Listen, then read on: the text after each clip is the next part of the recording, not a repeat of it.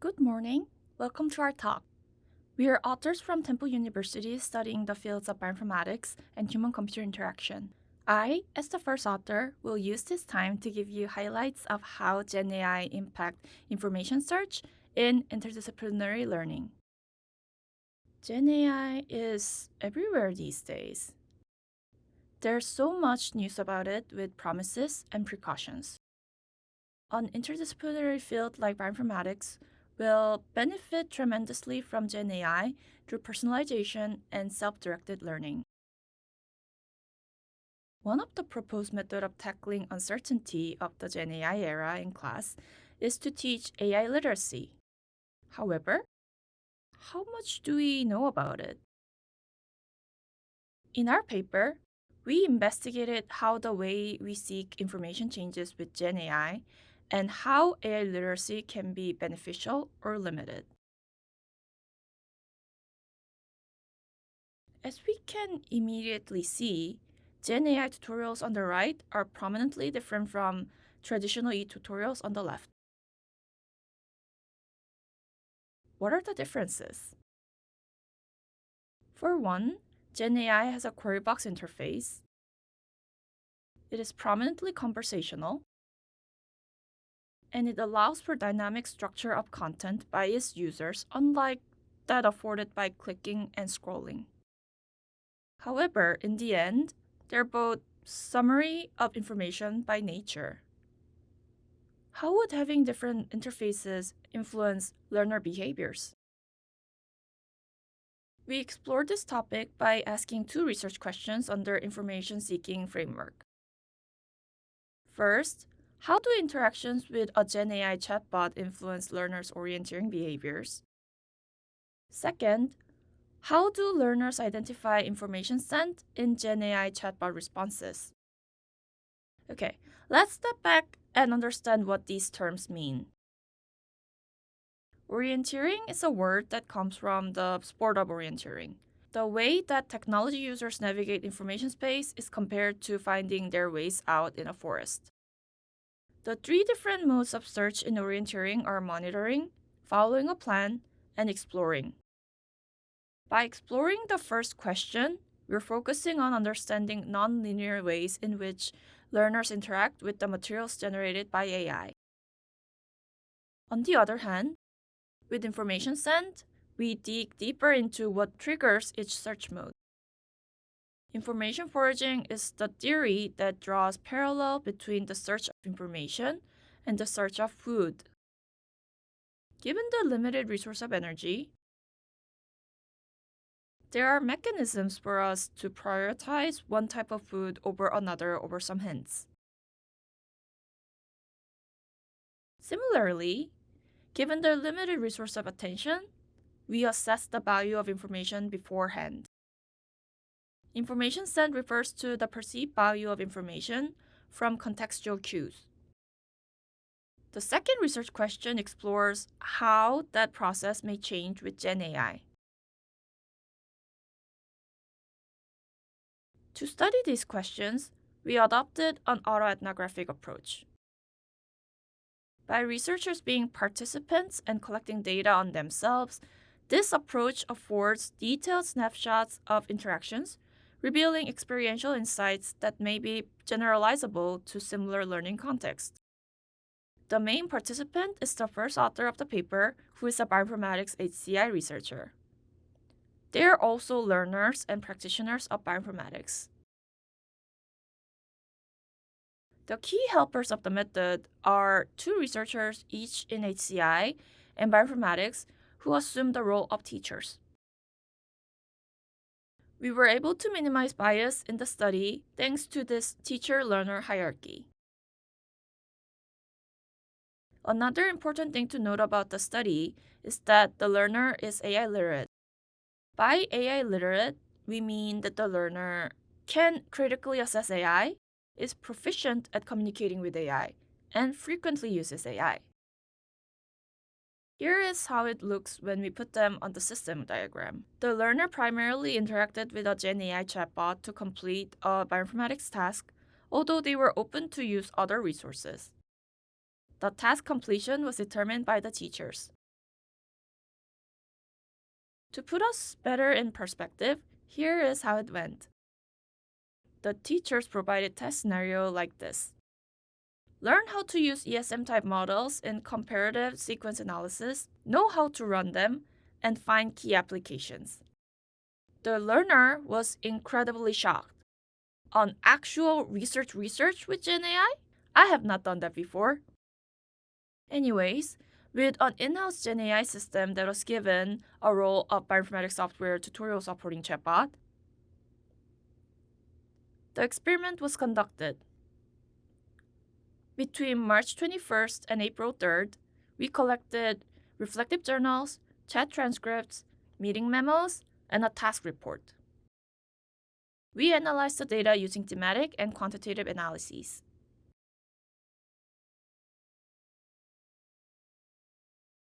This table shows themes of how GenAI was used for orienteering in the information landscape in the user query. The point in which a plan was set was used to compare a shift in behavior. The top 3 frequently found intents were highlighted in orange. Having a plan of producing a task report was an inflection point in user intent. Without a plan, the learner activity focuses on topic exploration, and with a plan, the learner is now more narrowly interested in the execution of the plan. Now that we have talked about traction for orienteering, we will talk about how distracting GenAI could be. The need for verification of information weighed heavily on the AI-literate learner. Here are some excerpts from the reflective journal describing the learner's frustration about interacting with GenAI. There were frustrations about being busy verifying facts and not getting the task done. The interaction felt forced because the information generated was not sufficient. And it also turns out that GenAI responses were about 6 times longer in length than user query. In short, GenAI was distracting because it caused fatigue from the heavy load of verification. Here is another reason that it was distracting. When led by GenAI, it was easy to get directed to topics not aligned to the learner's original goal. Despite efforts, the interaction often did not really lead to anything interesting. There was goal misalignment and limited learner agency. This was definitely something to think about in the context of personalization and self-directed learning.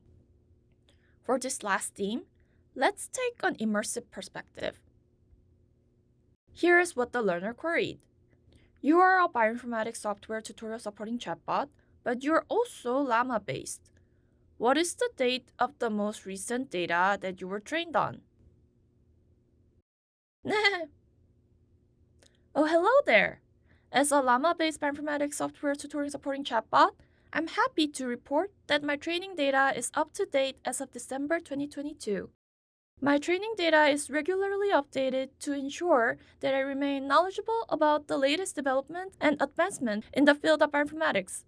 So rest assured that I'm equipped to provide you with the most recent and relevant information. In this GenAI response, the learner detected humor, information, and competency and accountability.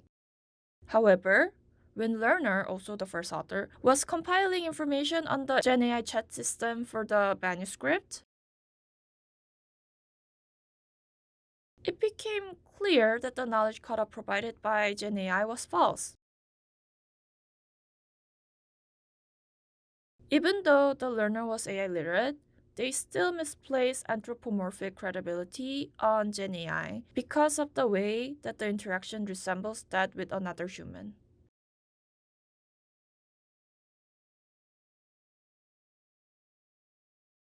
Okay, now let's switch gears to findings about the second research question on information sent. Traditionally, this is how tutorials were structured. When we skim through the document, we read bullet points, and related terms because we expect them to contain most information. That was our traditional information diet. However, in the AI generated outputs, that expectation was betrayed. Here's another one where a follow-up question has decorated the GenAI response for a query where the learner has obviously displayed knowledge on regex. In short, the traditional structural and habitual cues were losing value in GenAI responses. While the information sent were generally fewer in GenAI responses, there were some cues that were still valuable. Those cues were based on the learner's prior knowledge. Here's a visualization of the absence of prior knowledge. The navy represents the parts that the learner knew, and the white represents the part that the learner did not know. In this excerpt, the learner reiterates GenAI response on a concept to check whether the GenAI remain consistent. The AI double downs on the concept, and this leads the learner to further validate the concept with external resources.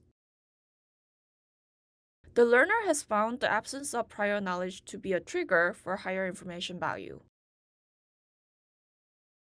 The perceived value of information has increased because it was unknown to the learner.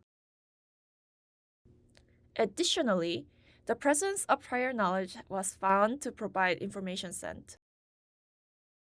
Now, the parts that the learner did not know were much bigger than the part the learner knew. In this excerpt, the learner asks unfamiliar details about the topic, and AI generates some options. Upon skimming the response, the learner spots the familiar term clustering and immediately asks a follow-up question. The perceived value of information was high because it was known to the learner and hence allowed for placement of the unknown topic in a familiar information landscape. In other words, the presence of prior knowledge afforded the learner to cherry-pick information. In this research, we have thoroughly explored information-seeking behavior in interaction with GenAI. We found that GenAI is useful for narrowly focused information needs. The verification fatigue can be strong for AI-literate advanced learners, and GenAI can be distracting even with AI literacy. We discovered that traditional information diet decreases in value in AI responses, though the prior knowledge-based information sent may be a way to supplement it.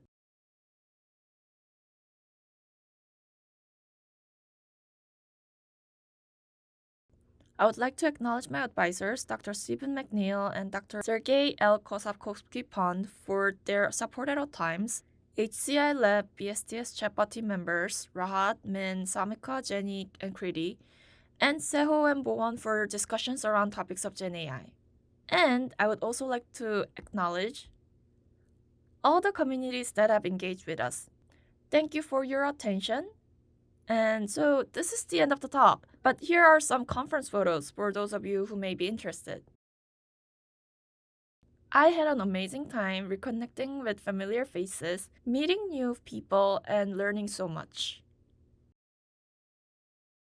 Thanks for the amazing experience, conference organizers. I cannot wait to attend the next one.